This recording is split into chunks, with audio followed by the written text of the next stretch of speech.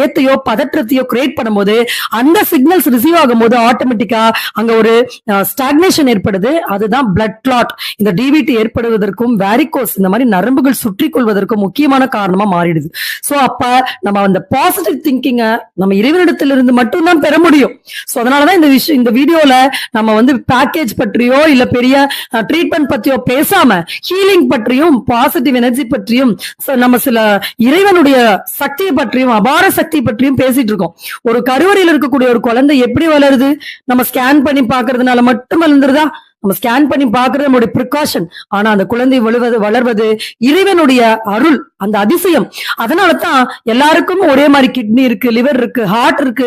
so அப்ப அந்த படைப்பின் சக்தியை நம்பும் போது நம்ம படைத்தது இறைவனாக இருந்தால் இந்த உடலில் இருக்கக்கூடிய நோயை சரிப்படுத்துவதும் அதை குணப்படுத்துவதும் கண்டிப்பா அந்த இறைவன் அருளால் தான் முடியும் அப்படிங்கிற விஷயத்த